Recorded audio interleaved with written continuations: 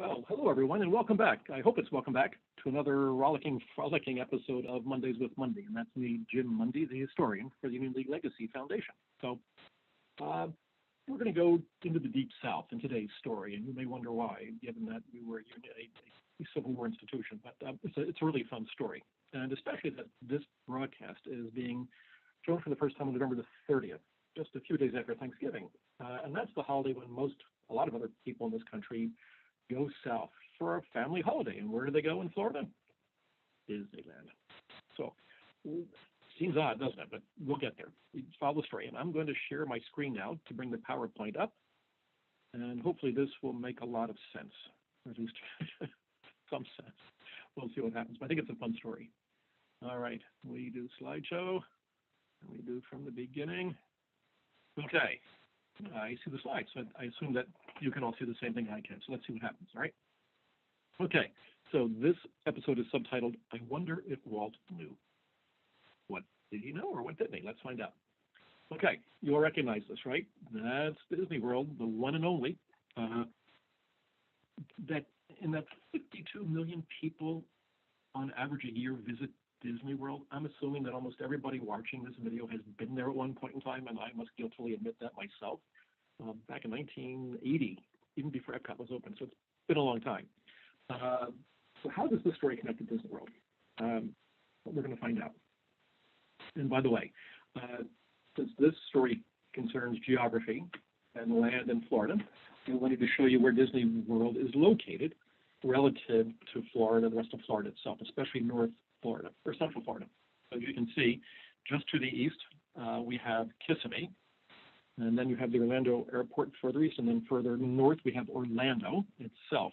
And out of the picture in the upper hand corner would be Sanford, Florida, all right? So let's keep those three things in mind. So we've got Walt Disney World to the west of Kissimmee, all right, and Orlando to the northeast. So, and I apologize for the Breezy Oaks Villas, but it's the only map I could find that shows Orlando and Walt Disney World, so just bear with me. So, all right. So our story begins, actually, well, it involves, it's all about this guy here, Hamilton Diston. We can see his dates, 1844, 1896. And he was the oldest of four sons of Henry Diston. And Henry Diston was born in Tewkesbury, England in 1819. He immigrated at the age of 13 with his father and his older sister to Philadelphia. Within a matter of just a few days, Henry Diston's father, Thomas, had died, leaving Henry and his sister orphans. Henry quickly got a job working in a saw manufacturing company in Philadelphia. And in just less than, this is 1833, so in 7 years later, in 1840, young Henry Diston forms his own saw company called Keystone Sawworks. And Keystone Sawworks would evolve into Diston Sawworks, and that would become the world's largest manufacturer of saws. Great story. Okay. So Hamilton was the oldest of the four sons. So there was Hamilton, Horace, William, and Jacob. Okay. So let's take a look at Diston. So here we are. That's what the Sawworks looked like at its height of influence and manufacturing capabilities. The original company in 1840, Keystone, was located in the Frankfurt neighborhood. And then in 1872, it was moved north into the Tacony neighborhood, where, believe it or not, it is still located and operating as Diston Precision Incorporated. So, pardon me. So young Hamilton, oldest son, is going to take over the reins of the company. So very early, he becomes an apprentice, like all the other employees at the firm, learning all the different assets and aspects of the trade itself. The American Civil War, 1861, 1865, Hamilton twice tried to join the Army, and twice his father brought him back. So Hamilton obviously is a fairly rambunctious and aggressive young guy, wanted to do his bit, and didn't need an education to be a smart man. So he never got past high school, even that far. But in 1866, his father, after Hamilton comes back from the war, he did finally get into the war in some respect. His father would change the name of the company to Henry Diston and Son, singular. Right. So Hamilton is now in a position of influence and managerial responsibility within the company itself. And so it's 1872, the family, the company's getting bigger. They moved to Tacony, and now they're becoming one of the major industries that would create Philadelphia as the workshop of the world, right? As the country's most diversified manufacturing-based economy, an economic powerhouse. And Viston's going to be one of the main players in this up-and-coming manufacturing world in Philadelphia. So everything's going well. 1878, Henry Viston dies, and now the firm becomes Henry Viston and Sons. You see at the very bottom of the screen. So that gets it through the Viston Saw Works, and Hamilton Viston is running the Viston Saw Company at this point in time. Okay, so our story leads us to this gentleman, Henry Sanford, who was born in Connecticut, son of a wealthy manufacturer. Henry basically becomes a career diplomat. Beginning in 1847, he goes into the corps, but he is best well known as being the American ambassador to Belgium, 1861 to 1869, nominated by Abraham Lincoln at the beginning of his administration. It's towards the end of his period in Belgium, Henry is investing in orange groves in Florida. One of Lincoln's two personal secretaries, John Hay, was doing the same thing. He had an orange grove in Florida that he sold to Henry Sanford, and that got Sanford going. That was in 1868. So Sanford begins to become a citrus tycoon in Florida. Now, this is Florida, and it's also post-war Florida. Florida was decimated by the war itself. Florida was not in good shape to begin with. It's mostly swampland at this point in time. The war comes along. Florida secedes. They're on the losing side of the war. It's not in good shape. In the 1850s, the state had created something called the Internal Improvement Fund, which was a means of raising money to induce railroads to invest in Florida, because if railroads come to Florida, that means development comes to Florida. Wealthy people come to Florida, tourists come to Florida, and Florida now evolves as a much wealthier and healthier economic state than it would have been otherwise. So it's all about development. In the 1850s, ruined in the 1860s. By the 1870s, the Internal Improvement Fund is $1 million in debt. All right, because the railroads didn't come, and what few did were simply wiped out by the Civil War. And then, of course, the recession caused by the Great Panic of 1873. So economically, Florida is in trouble, and Henry Sanford needs to protect his investments. So how does Hamilton find out? So Henry Sanford apparently got to know Hamilton somehow, and he invites Hamilton to Florida on a fishing trip in 1877. Right? Somehow he learned that Hamilton was a nut about sport fishing, and so Sanford's got two fishing expeditions in mind. Hamilton's going to go sport fishing, and Henry's going fishing for Hamilton's money. Okay, because Florida needs the money. Right? They've got to wipe out that $1 million debt in the IIF. So Hamilton goes to Florida. He obviously sees the potential of investment and development in Florida, goes back to Philadelphia, thinks about it, and in 1881, in January, he commits to purchase acres of land in Florida. And on June the 14th, he signs a contract to purchase 4 million acres of land in Florida at 25 cents an acre, $1 million. Surprisingly, just the amount of money that is needed to clear the debt from the Internal Improvement Fund. I wonder how that happened. And if you don't know, call me and I'll explain it to you. Anyway, so this is what Hamilton bought. All right.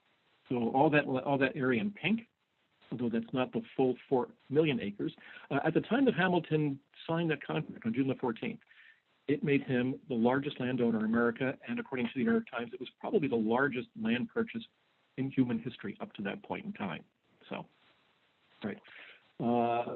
Within 6 months, Hamilton would sell off 2 million acres to an English member of Parliament,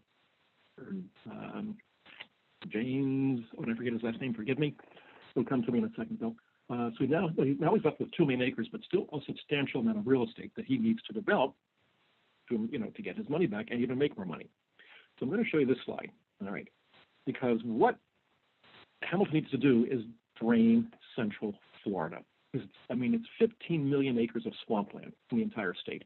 He's got 2 million of it, and it's all underwater at some point in time.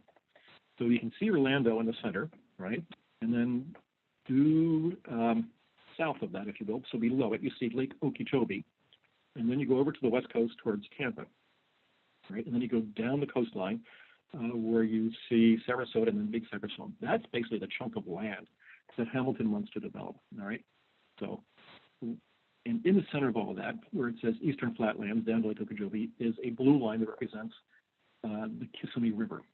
So his plan is to drain the Kissimmee swampland area and begin his development there. And now, keep in mind, there's a reason why Florida is swampland at this point, because it was naturally made that way. All right, it's not going to be easy to drain the swamps. The Dutch might have done it in Holland, but it's a different situation here in Florida. So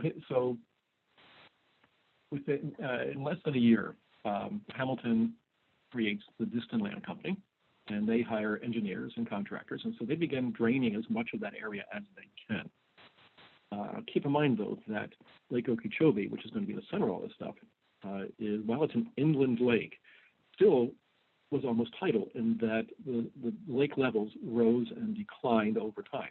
And then you add the amount of rain that comes through in tropical storms in southern Florida, hurricanes, it makes it tough to drain a lake and then keep it from being refilled. And that would be a constant engineering problem for the Diston Land Company.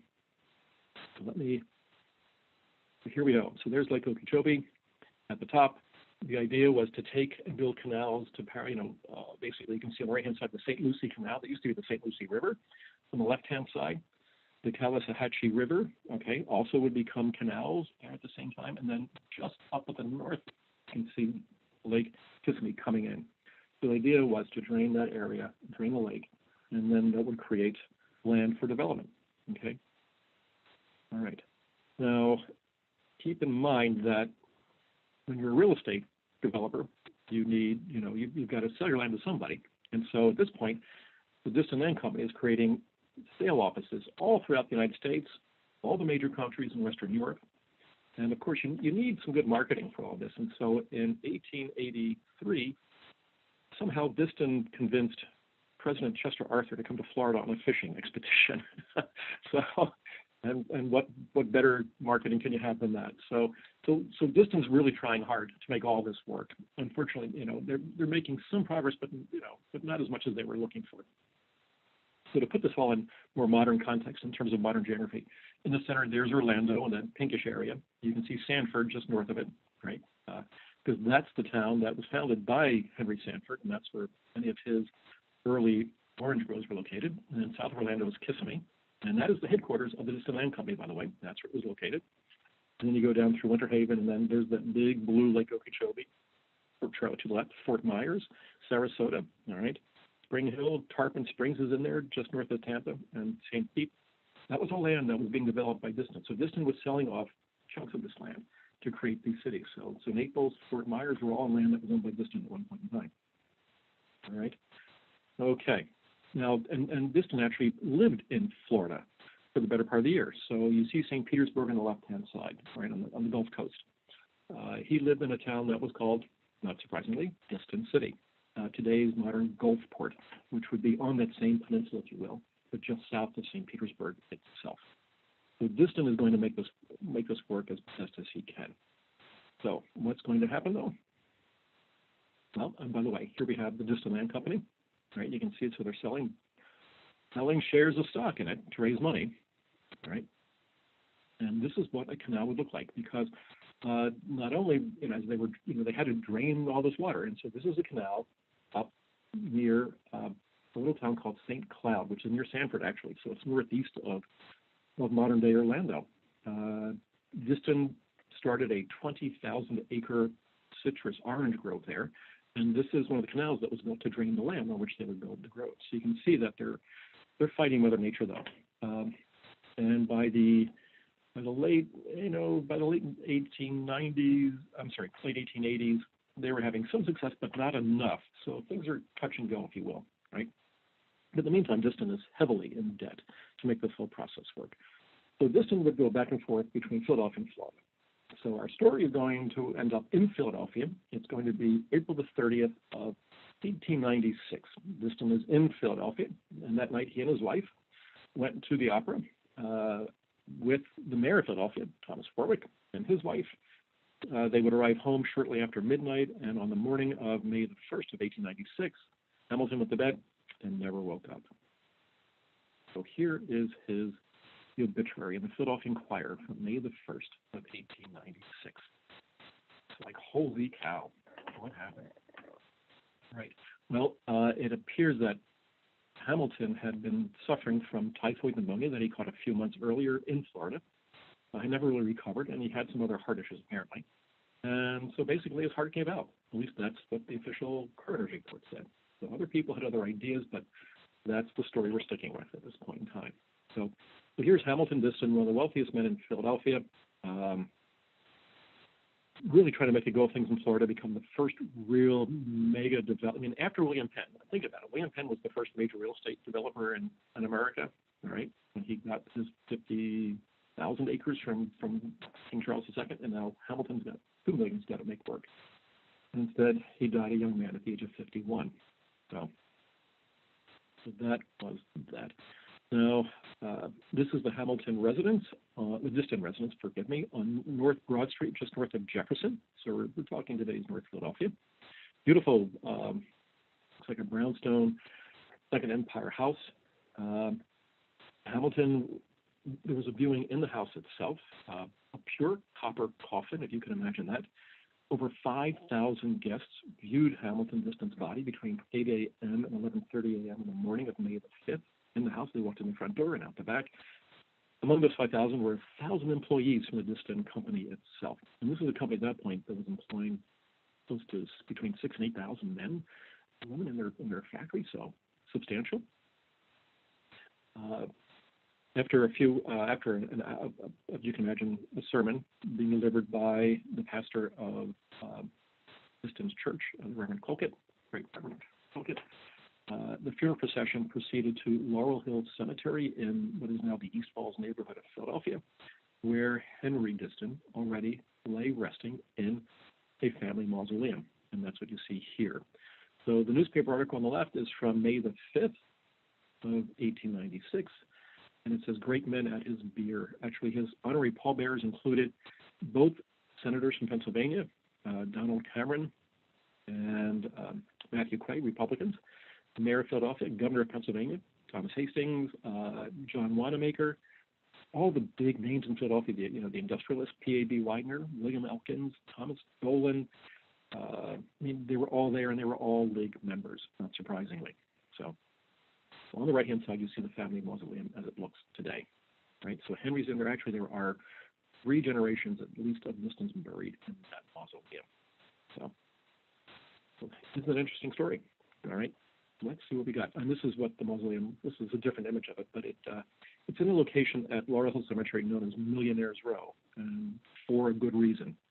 I think I see the beginnings of a future program for one of these talks. We'll see what happens. But anyway, so that's the Diston family mausoleum. Hamilton had 3 sons, or 3 children rather, one of whom was Henry, and that Henry begat a Henry who begat another Henry. And that Henry is still alive, and he was actually a member of the Union League from 1994 to 2007. I retired from Drexel University, and I believe he's on the board of the Laurel Hill Cemetery Corporation. So the Diston family is still very much present in Philadelphia, and other members of the family have been members throughout the Lake's history up until very, very recently. So the Distons are a really wonderful Philadelphia family. And here we have basically what's left of Diston, of Hamilton Diston in Florida. Although there are 2 Lake Distons, there are Diston streets and things like that. But here we have an historical marker at St. Cloud, again north of Orlando, and this is where Hamilton Diston had his 20,000-acre orange plantation. So that's our story.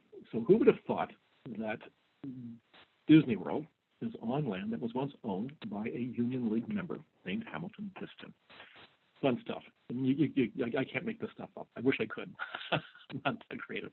So I hope you enjoyed today's episode of Mondays with Mundy. Learned something a little new, something more interesting. And the next time you think about going to Florida, think about Hamilton Diston and what could and should have been, perhaps. So good stuff. So, well, everybody, thank you for watching. Once again, let's thank the Legacy Foundation at the Union League for sponsoring this weekly series. It's a lot of fun. I hope you're enjoying it, and we'll do it again next week. So stay well, everybody. Stay healthy and stay safe. Goodbye now.